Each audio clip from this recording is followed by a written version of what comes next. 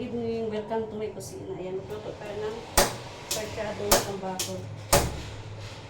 Magsasarsyado tayo ng tambakol. O diba, hindi pa ako nakabilis. Galing pa ako sa work.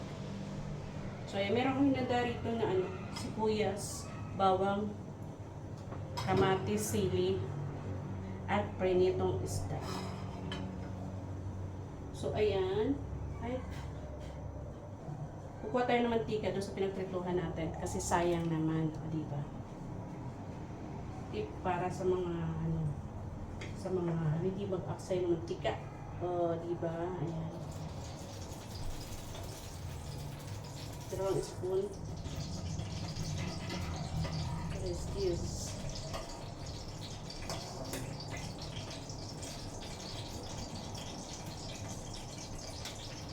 So, ayan. Igisa natin yung ating sibuyas, bawang, luya. Sibuyas, bawang, luya to. Para yung, yung luya niya. Nilagyan ko ng luya yung sarsyado para pampatanggal ng, ng lansa. Yung prinito ko pala ang isda, nandito pa sa kawali, hindi pa tinanggal.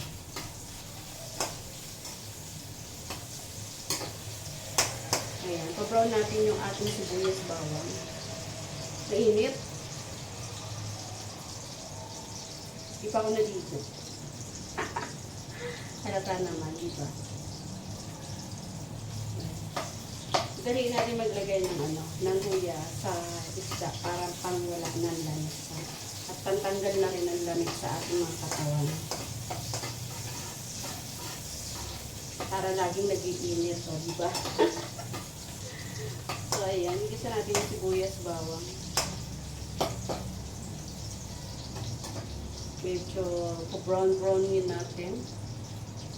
At isusunod natin yung... Magluluto nga pala ako guys ng pansit kasi parang gusto kong kumain ng pansit. So may tira pa naman akong pansit dito na matagal na last year pa. Iluluto ko na 1/4 lang yata yun.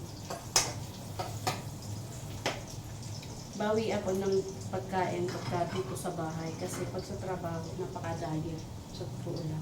Ayan, ilagay natin yung kamatis kasi medyo brown na yung ating bawang at sibuyas.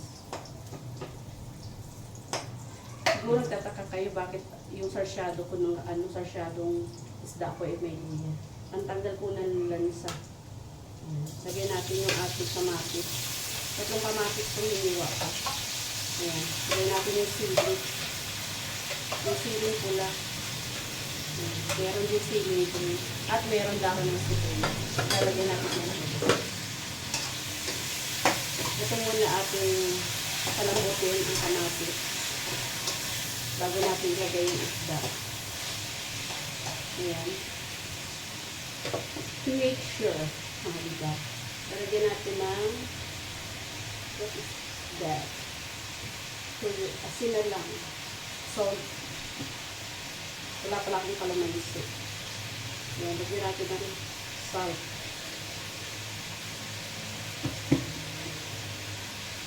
Wala akong kalamansi. Pwede naman suka. Pero may kumatis na. Yung pagkintensin kalamansi, pantanggal din ng latisa. So, ayan, palambutin natin yung ating kamatis. Para lumambot siya, lalagyan natin siya ng konting tubig.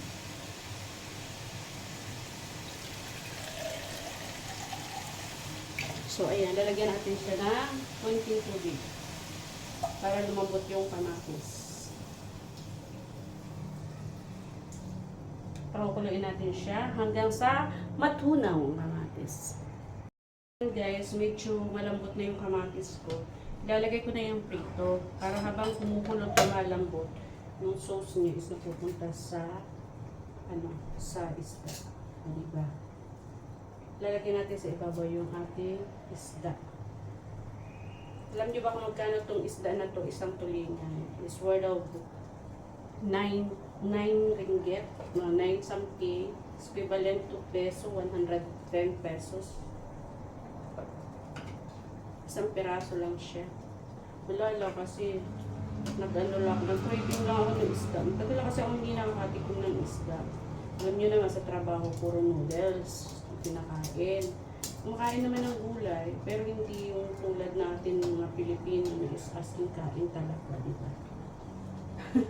Pero kailangan mo mag-adjust. Kailangan mag-adjust yung bitoka mo. Hindi mo pwede doon silang mag-a-adjust. So, ayan, lalagyan natin siya ng konting sugar.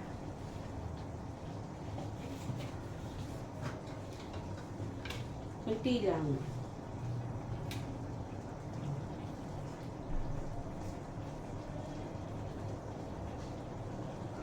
You're my angel.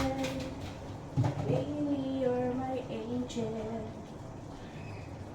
So, yung pinagprituhan, itatabi pa natin yan kasi pwede pa yan sa anong tawag dun? Sa pagprito ulit natin.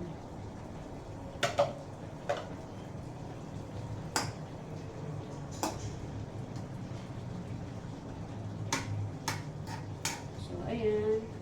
At ready natin ang dalawang itlog. Or isang itlog lang pwede na. Pwede naman hindi natin lagyan ng itlog. Pero sabi nga sarsyado, diba? Lalagyan natin.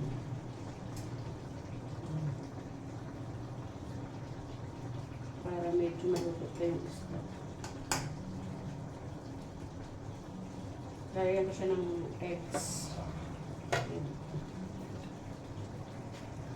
Guys, medyo kumukulo na. Ilalagay ko na yung ating dahon ng sibuyas. Para naman merong gulay. Diba? Pakukuluin lang natin siya and ilalagay natin yung egg. Magbabati tayo ng itlog. So ayan guys, mayroon ako dito dalawang itlog. Kinuha ko sa kapitbahay. Medyo brown. Hindi ko alam kung anong laki yan. Ayan. Okay pa yung itlog, hindi pa bubok. Siguro binata ko. Ay, ito. Malaglag yung balat na. Ayan, binati pa yung itlog.